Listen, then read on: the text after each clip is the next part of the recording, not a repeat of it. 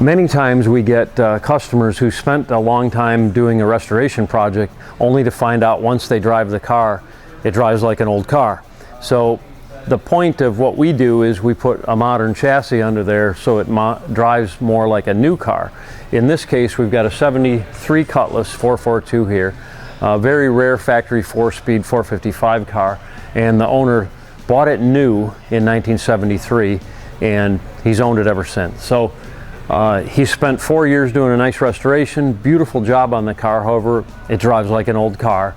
So therefore, we're putting a chassis, and we're also upgrading the engine to a CTSV supercharged LSA engine, and we've bumped that to 700 horsepower. So should be a really fun ride. These cars also had large bumpers that were very bulbous looking and almost looked like a railroad tie strapped to the front of the car. So what we've done here is made a number of custom fab pieces to eliminate the front bumper, almost give it the Chevelle Laguna look that they had on the Laguna S3 limited edition car.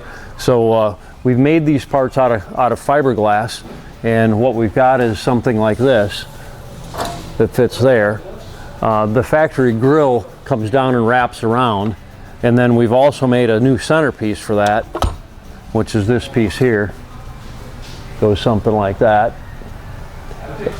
And then we also fabbed a custom chin spoiler to go underneath that. So it should look really good. Hopefully next month we'll be able to show it all put together. Right here you can see the Fluidyne heat exchanger, and this is for the supercharger.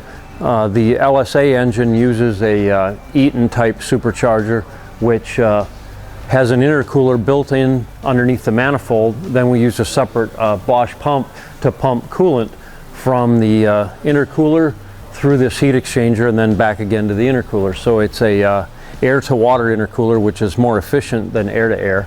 And this has a large capacity of cooling. It's a full width and it's quite thick. So should be able to maintain that 700 horsepower for long periods of time. This is that 69 Camaro that we talked about last month that came into us all painted. We started looking at the floor pans a little further, and we ended up taking the whole floor pan out, putting a whole new one in. So that's in now. However, the reproduction parts always are a little bit different than factory original. In this case, we put the floor pan in and it bows down slightly in the middle. We located exactly where the factory one was welded along the rockers. However, in the middle, now we have interference with our exhaust system, so we had to tweak our exhaust system a little bit and modify that to clear the new floor pan that's been installed. So just wrapping up that now, and then we should be ready to go on this one. We're doing a custom twin turbo system here, as you can see, and with intercoolers you want to make the largest capacity intercooler you can possibly get. This is an air to air, and we opened up the core support a little bit to get a larger unit in here, and then we custom fabricated this whole thing. This is a store-bought core, again the biggest one we could fit in here, along with the end tanks which we fabricated here. So should make over 1,000 horsepower.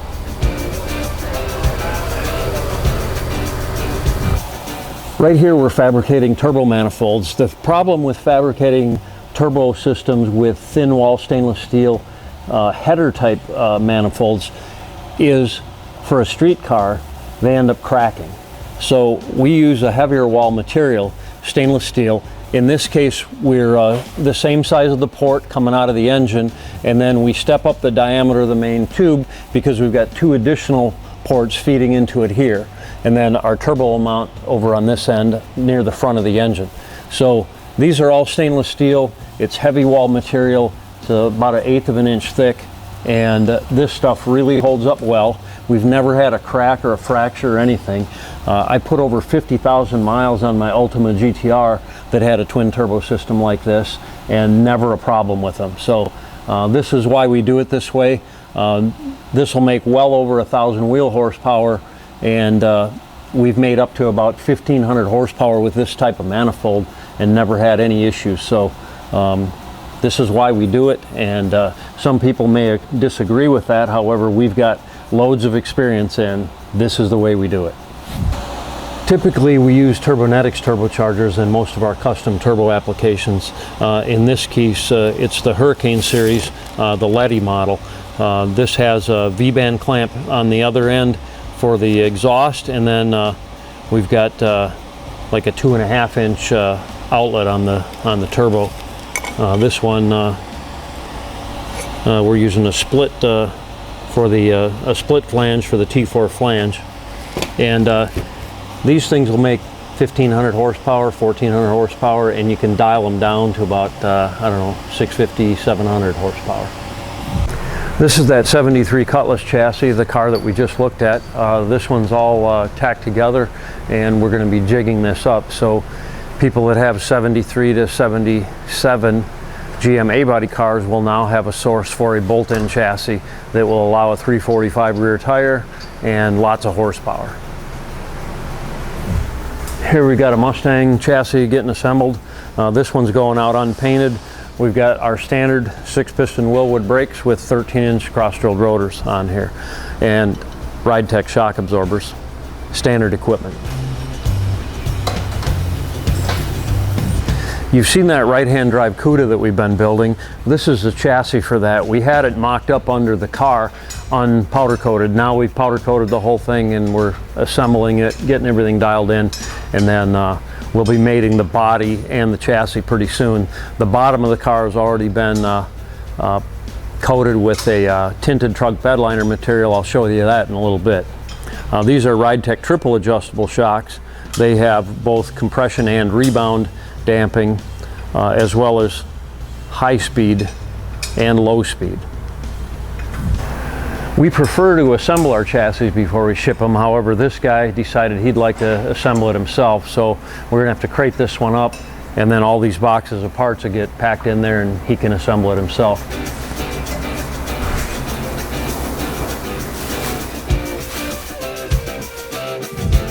We talked about the Studebaker project last month, 1950 Studebaker Champion that my great uncles bought brand new.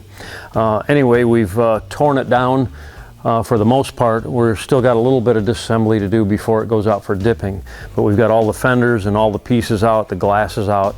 We're going to pull the engine and chassis out as well, and this will come back to us in raw metal, and then we'll have to get busy at repairing rust issues.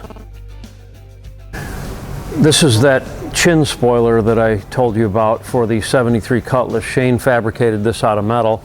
This will mount under the nose of the car, and it'll be like a satin black, so should finish off the front end of that Cutlass and make it look like it was designed that way in the first place. Here we've got pieces of our 72 Chevy step-side shop truck. These are the front fenders. As you can see, we've already filled in the turn signal openings and marker lights, and then we've got the steps there. This dipping process is really nice because it cleans all of the metal and gets into all the nooks and crannies. So sometimes media blasting won't get into the areas where there's like a double panel and so forth. You can see we've already finished patching a few places here as well.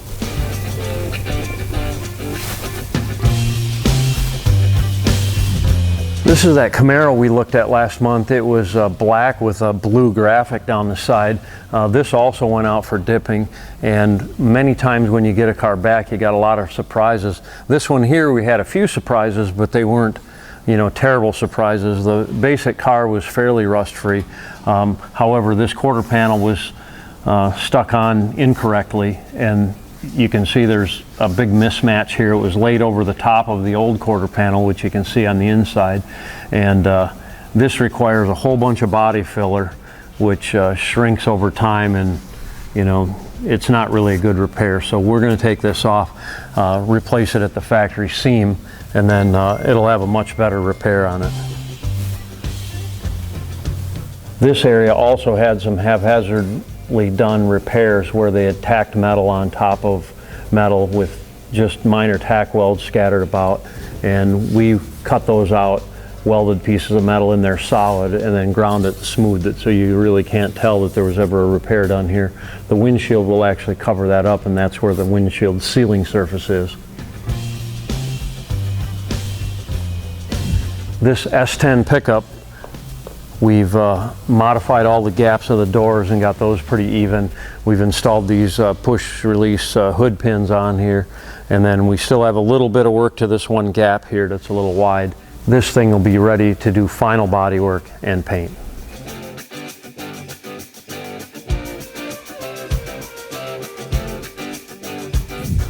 So the 70 CUDA project is here, and since this car is going to be driven and driven often, we wanted to put a durable coating on the bottom. So Steve and his guys here put a bed lining material on here. This is a tinted bed lining, so it's the orange color that the car is going to be, and it's very durable, like what you would have in a truck bed liner basically. So it's exact same material, truck bed lining material, but it's tinted, matches the color of the car, and then it gives it a textured look, and this won't chip off or anything like that when stone chips fly up on there, that kind of thing.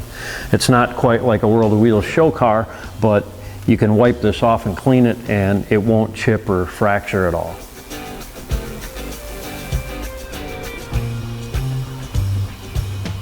This has been mini tubbed for a 345/30/19 tire, which is about 14.5 inches wide, and you can see how wide this is with now that the orange material is in there. But once again, no stone chips. The tires will fling rocks up in here and it won't chip off or anything like that. You can see on this body we're almost completely ready for final painting. The firewall's all been smooth. This is the final coat of polyester. They're doing some final blocking here on this side, and then they'll finish up the other side as well, but getting really close to the final finish where we do the actual painting of the material. The Raybestos Mustang is here, and what Steve's guys are doing is doing all the final blocking and the Bondo work on it. We've already set the gaps pretty close with metal working, and then they're just doing the final finish work, blocking, making sure it's very flat. As you know, to get a nice paint finish, you have to have the prep work absolutely perfect, and these guys are doing an amazing job. Here you can see they're also finishing the edge of the fenders. We had a little low spot where it matched the door. They've worked on that.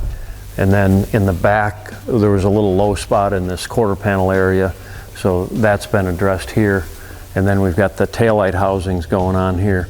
Those are a die-cast piece that tends to shrink, and those have already been reworked as well to match this perfectly on the back.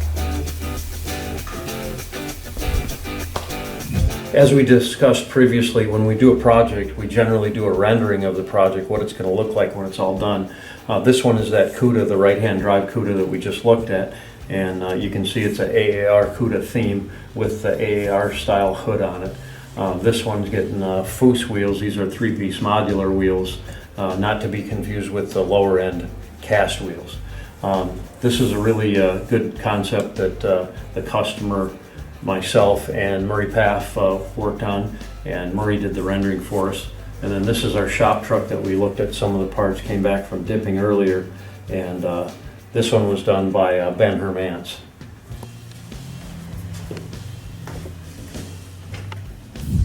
And this is the S10 pickup that we looked at. This one is getting a satin black, and then it's got a graphic on the side that's kind of faded and weathered looking, and it says Twisted Rusty's Garage.